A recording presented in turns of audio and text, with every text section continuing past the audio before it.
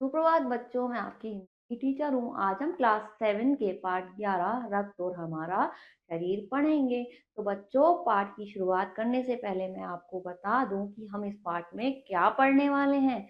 बच्चों, रक्त की जो है हमारे शरीर में बहुत ही महत्ता होती है। जो है इसके बिना जो है हमारा शरीर कैसा होता है, निर्बल होता है। हमारे शरीर में रक्त बहुत ही जरूरी होता है। लेकिन कुछ लोग केवल इतना ही जानते हैं कि रक्त लाल रंग का होता है और यह द्रव्य रूप में होता है, लेकिन इससे ज्यादा वो नहीं जानते हैं। प्रस्तुत पाठ में कुछ रक्त के बारे में जानकारी देने का प्रयास किया गया है। तो पाठ की शुरुआत करने से पहले मैं आपको थोड़ी सी जानकारी देती हूँ। चलिए पाठ की जानकारी ले लेते हैं, शुरुआत करते हैं।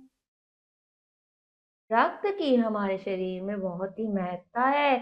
यह सबसे अधिक मात्रा में पूरे शरीर में सतत प्रवाहमान रहता है।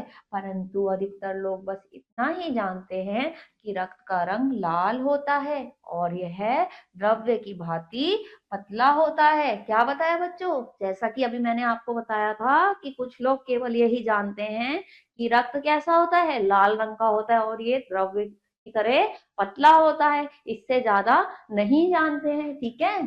प्रस्तुत पाठ में रक्त से संबंधित अनेक जरूरी रोचक जानकारी दी गई है। साथ ही शरीर में रक्त की उपयोगिता और महत्ता तथा आवश्यकता की मात्रा का भी ज्ञान कराया गया है। इस पाठ में जो है रक्त से जुड़ी ऐसी जानकारी दी गई है जो हम नहीं जानते हैं और रक्त की महत्ता के बारे में भी बताया गया है। तो चलिए बच्चों, अब पाठ की शुरुआत करते हैं। दिव्या अनिल की छोटी बहन है। यूं तो वह शुरू से ही कमजोर है, लेकिन इधर कुछ दिनों से उसे हर समय थकान महसूस होती रहती है। मन किसी काम में नहीं लगता। भूख पहले से कम हो गई है। अस्पताल में उसे डॉक्टर ने देखा तो कहा, लगता है दिव्या के शरीर में रक्त की कमी हो गई है। क्या लगा? जो है उसके शरीर में रक्त की कमी हो गई है। डॉक्टर ने उसे ऐसे कहा। क्यों कहा? क्योंकि वो कमजोर दिखने लगी और बहुत ही ज्यादा जल्दी थकान होने लगी। ठीक है। जांच कराकर देखते हैं। यह कहकर उन्होंने दिव्या को रक्त की जांच के लिए पास के ही कमरे में भेज दिया। वहां अनिल को अपनी ही जान पहचान की डॉक्टर दीदी दिखाई दी। अब क्या हुआ? वहां पे उसे अपनी जान पहचान की डॉक्टर दिखाई देती है, जहां उसकी बहन के रक्त को जांचने के लिए भेजा गया। ठीक है। आगे देखते हैं आगे क्या हुआ। डॉक्टर दीदी ने कहा, कहो अनिल कैसे आना हुआ? फिर उन्हें पूछा कैसे आना हुआ। ठीक है। अनिल ने बताया कि डॉक्टर ने दिव्या को खून की जांच के लिए आपके पास भेजा है। इतना सुनते ही डॉक्टर दीदी ने दिव्या की उंगली से रक्त की कुछ बूंदे एक छोटी सी शीशी में डाल दी और स्लाइड पर लगा दी। फिर अनिल से बोली, अनिल तुम कल अस्पताल से रिपोर्ट ले जाना। क्या कहा? कि तुम कल जो है रिपोर्ट इसकी ले जाना। ठीक है। उसकी रक्त की जांच हुई। आगे देखते हैं अगले दिन क्या हुआ। अगले दिन अस्पताल पहुंचकर अनिल ने डॉक्टर दीदी के कमरे के दरवाजे पर दस्तक दी। अगले दिन क्या हुआ? वो डॉक्टर दीदी के पास जाता है जिन्होंने उसके रक्त की जांच करी थी। ठीक है। आगे देखते हैं। भीतर से आवाज आई, आ जाओ अनिल। अनिल ने कमरे में प्रवेश किया तो पाया डॉक्टर दीदी सूक्ष्मदर्शी द्वारा स्लाइड की जांच कर रही थी। क्या कर रही थी? उसकी जो है जांच कर रही थी, देख रही थी कि क्या कमी है, क्या चीज है ना। दीदी के इशारे से वह पास रखी एक कुर्सी पर बैठ गया। स्लाइड की जांच पूरी होने पर डॉक्टर दीदी ने साबुन से हाथ धोए और तौलिए से पोंछती हुई बोली, अनिल दिव्या को क्या है? एनीमिया है। क्या बोली? दिव्या को एनीमिया है। ठीक है।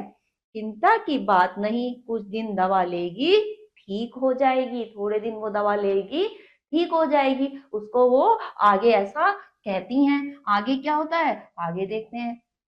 अनिल के मन में जिज्ञासा हुई। वह बोला, दीदी एक सवाल पूछूं? उसने कहा, दीदी मैं आपसे क्या एक सवाल पूछ सकता हूँ? ठीक है। वो बोलती हैं, हाँ हाँ क्यों नहीं। डॉक्टर दीदी ने कहा, उन्होंने कहा क्यों नहीं, पूछो भाई क्या सवाल पूछना चाहते हो। उसने कहा, एनीमिया से आपका क्या मतलब है? दीदी उसने पूछा। उसने बोला, दीदी एनीमिया से आपका क्या मतलब है? मतलब एनीमिया किसे कहते हैं, क्या होता है एनीमिया? ठीक है। उसने ऐसा पूछा। फिर आगे जो है, अब आगे क्या बताते हैं देखते हैं।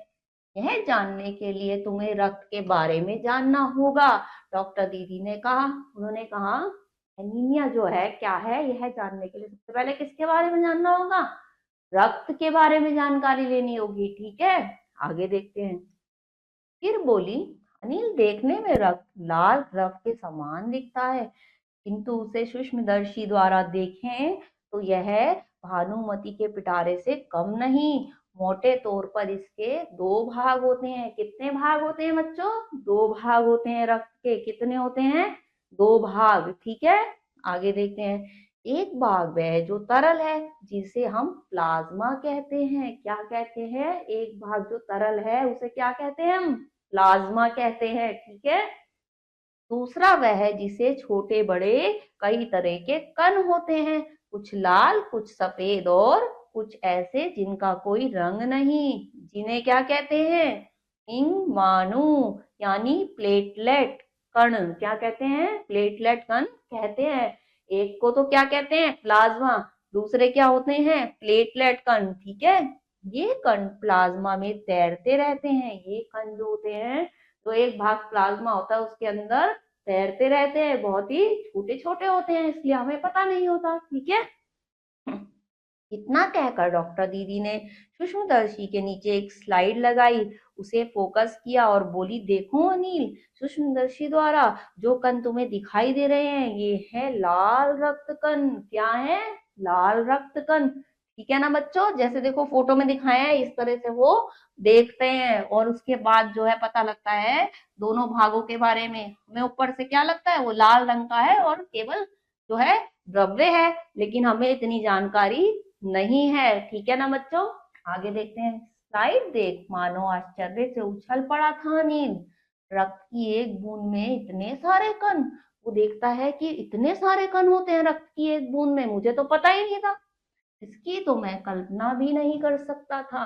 वह बोला, इन्हें देखकर तो ऐसा लग रहा है मानो बहुत सी छोटी छोटी बालूशाही रख दी गई हो। क्या बोलता है, इतने सारे कण, मुझे तो इसके बारे में मैं सोच भी नहीं सकता था, और इन कणों को देखकर ऐसा लग रहा है मानो जैसे छोटी छोटी बालूशाही रख दी हो, ठीक है ना। हाँ दीदी बोली, लाल कण बनावट में बालूशाही की तरह ही होते हैं। कैसे होते हैं, बालूशाही की तरह होते हैं। कैसी होती है वो, गोल और दोनों तरफ से अवतल, यानी बीच में दबी हुए, ठीक है। गोल होती है और दोनों तरफ से अवतल, बीच में दबी हुई, जैसे बालूशाही होती है उसी तरह से ये कण होते हैं, ठीक है। रक्त की एक बूंद में इनकी संख्या लाखों में होती है। कितनी होती है बच्चों, इसकी संख्या लाखों में होती है, ठीक है ना। आगे देखते हैं। यदि हम 1 मिलीमीटर रक्त ले तो उसमें हम 40 से 55 लाख कण मिलेंगे। 1 मिलीमीटर रक्त में कितने मिलते हैं, 40 से 55 लाख। आप सोच सकते हो इतने जो है आपको उसमें कण मिलेंगे, ठीक है। इनके कारण ही हमें रक्त लाल रंग का नजर आता है। ये कण शरीर के लिए दिन रात काम करते हैं। सांस लेने, सांस हवा जो है साफ हवा से जो ऑक्सीजन तुम प्राप्त करते हो उसे शरीर के हर हिस्से में पहुंचाने का काम इन कणों का ही है। किसका है, इन्हीं कणों का काम है, ऑक्सीजन को है हमारे शरीर के हर हिस्से तक पहुंचाने का काम किसका है, इन्हीं कणों का होता है, ठीक है ना बच्चों। इनका जीवन काल लगभग 4 महीने का होता है। 4 महीने के होते होते नष्ट हो जाते हैं, लेकिन एक साथ नहीं, धीरे धीरे, कुछ आज कुछ कल और कुछ उसके अगले दिन जो है 4 महीने में ये धीरे धीरे क्या हो जाते हैं, नष्ट हो जाते हैं, ठीक है ना। आगे देखते हैं, ठीक है। आगे क्या बताती है वो दीदी, तब तो कुछ ही महीनों में ये खत्म हो जाते होंगे, अनिल ने कहा। फिर तो ये थोड़े दिन में ही खत्म हो जाते होंगे। यह सुनकर डॉक्टर दीदी मुस्कुरा उठी, बोली, नहीं ऐसा नहीं होता, शरीर में हर समय नए कण बनते रहते हैं जो नए नष्ट कणों का स्थान ले लेते हैं, और जो पुराने कण जो नष्ट हो जाते हैं उसके बाद जो है शरीर में नए कण जो है हरदम बनते रहते हैं, ये भी वो बता रही है, ठीक है। हड्डियों के बीच के भाग मज्जा में ऐसे बहुत से कारखाने होते हैं जो रक्त कणों के निर्माण कार्य में लगे रहते हैं। हड्डियों के बीच में काफी सारे ऐसे कारखाने होते हैं जो है रक्त में जो ये कण है ये बनाने के इनके काम में हमेशा लगे रहते हैं। ठीक है ना बच्चों, कितनी सारी जानकारी मिल रही है आपको। आगे देखते हैं। इनके लिए इन कारखानों को प्रोटीन, लौह तत्व और विटामिन रूपी कच्चे माल की जरूरत होती है। हम पौष्टिक आहार लेते हैं। हरी सब्जी, फल, दूध, अंडा और गोश्त में ये तत्व उपयुक्त मात्रा में होते हैं। बच्चों ये कहाँ से बनाते हैं? इनको इसको बनाने के लिए क्या चाहिए? पौष्टिक आहार चाहिए। ठीक है ना। वो कैसे मिलेगा? जब हम क्या करेंगे? हरी सब्जियां खाएंगे, फल खाएंगे, है ना, और दूध लेंगे, अंडा, और क्या विटामिन वाले काफी सारे जो है हम चीजें ऐसी खाएंगे, जैसे पनीर खाएंगे, है ना। इन चीजों से हमें जो है ये इनको बनाने में, रक्त कण बनाने में ज्यादा अच्छा जल्दी मतलब हो जाता है इनसे। वरना जो है हमारे अंदर इसीलिए रक्त कण, जैसे कहते हैं ना खून की कमी हो गई, ये हो गया, तो इसीलिए होता है वो सब, क्योंकि हम हरी सब्जियां नहीं खाते, हम दूध नहीं पीते हैं। हमें ये जरूर लेना चाहिए। ठीक है। यदि कोई व्यक्ति उचित आहार ग्रहण नहीं करता तो इन कारखानों की आवश्यकता अनुसार कच्चा माल नहीं मिल पाता। नतीजा यह होता है कि रक्त कण नहीं बन पाते, रक्त में इनकी कमी हो जाती है। लाल कणों की इसी कमी को हम क्या कहते हैं? एनीमिया कहते हैं। और जब ये कणों की कमी हो जाती है, इसे क्या कहते हैं हम? एनीमिया कहते हैं। अब समझ में आया एनीमिया क्या होता है? ठीक है। आगे देखते हैं आगे क्या होता है। तो क्या संतुलित आहार लेने मात्र से हम एनीमिया से बचे रह सकते हैं? अनिल ने सवाल किया। उसने पूछा अगर हम ऐसे आहार, संतुलित आहार, पौष्टिक आहार, ऐसी सब चीज लेंगे तो क्या हम उससे बचे रह सकते हैं फिर? तो वो क्या कहती है?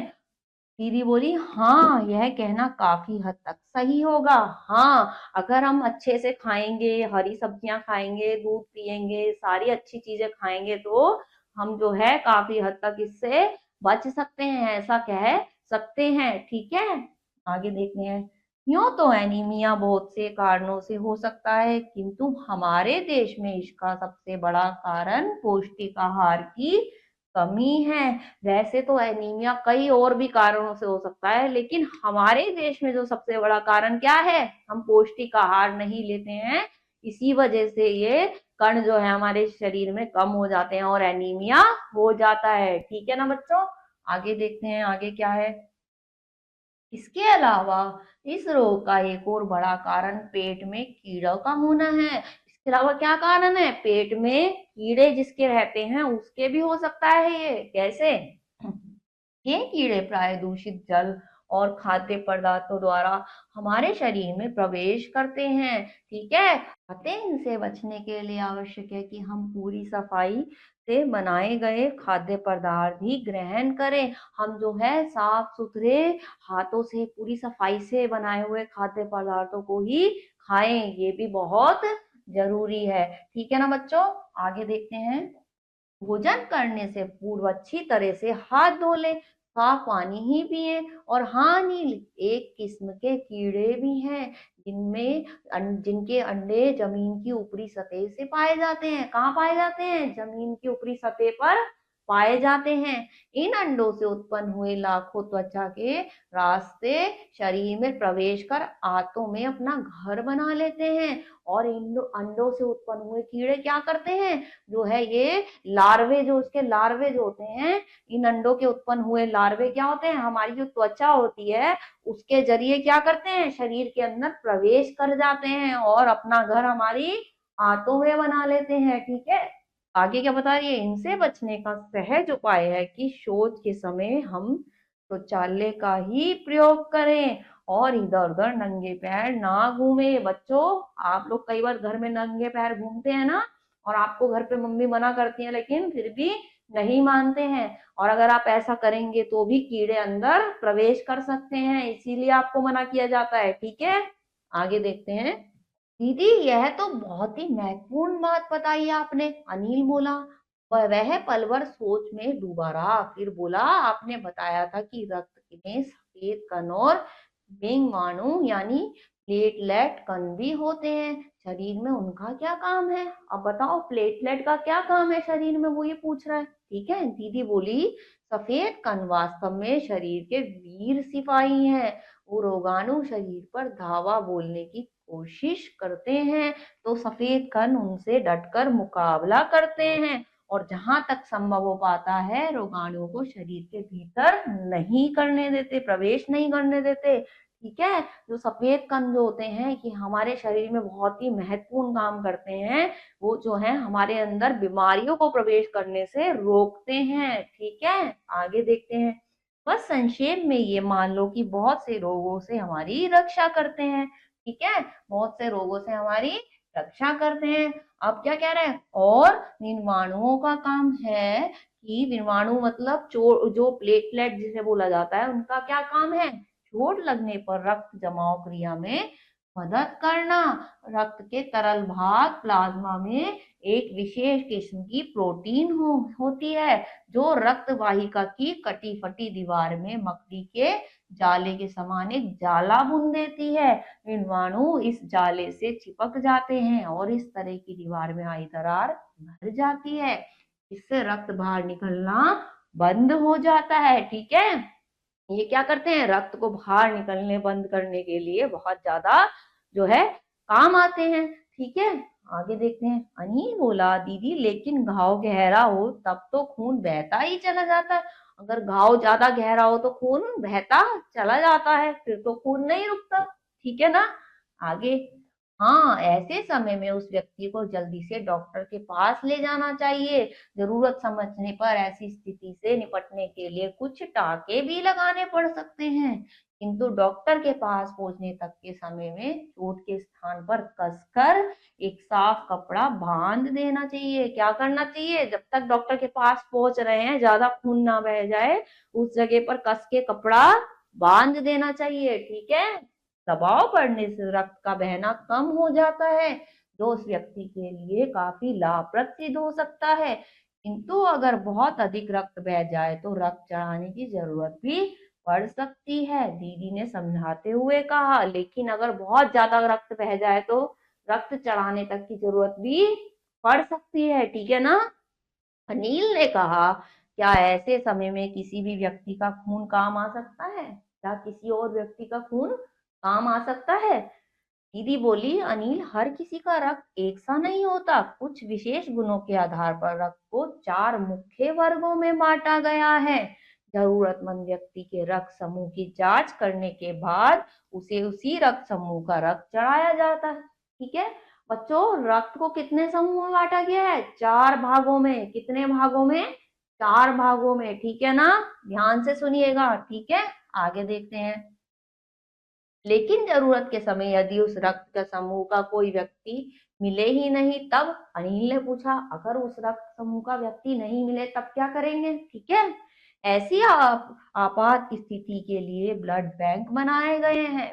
प्राय हर बड़े अस्पताल में इस तरह के रक्त बैंक होते हैं जहां सभी प्रकार के रक्त समूह का रक्त तैयार रखा जाता है। किंतु इन ब्लड बैंकों में रक्त का भंडार सुरक्षित रहे, इसके लिए यह आवश्यक है कि हम समय समय पर क्या करें? रक्तदान करते रहें। है ना? दीदी ने कहा हम क्या करें? समय समय पर रक्तदान करते रहें। जो है ब्लड बैंकों में भी सारे रक्त जमा करके रखे जाते हैं अस्पतालों में, बड़े बड़े। क्यों? अगर किसी को चाहिए हो तो वहां जाके ले लेकिन उसके लिए क्या जरूरी है? वो कैसे रख सकते हैं इकट्ठे? क्योंकि हम समय समय पर रक्त दान करें, तभी ऐसा संभव है। ठीक है, क्या मैं भी रक्तदान कर सकता हूँ? अनिल ने पूछा। अब उसने ये पूछा कि क्या मैं भी रक्तदान कर सकता हूँ? बच्चों, ऐसा नहीं है कि कोई भी रक्तदान कर सकता है, कोई भी ब्लड डोनेट कर सकता है, खून दान कोई भी कर सकता है, ऐसा नहीं है। अब देखते हैं कौन कर सकता है। नहीं, तुम छोटे हो।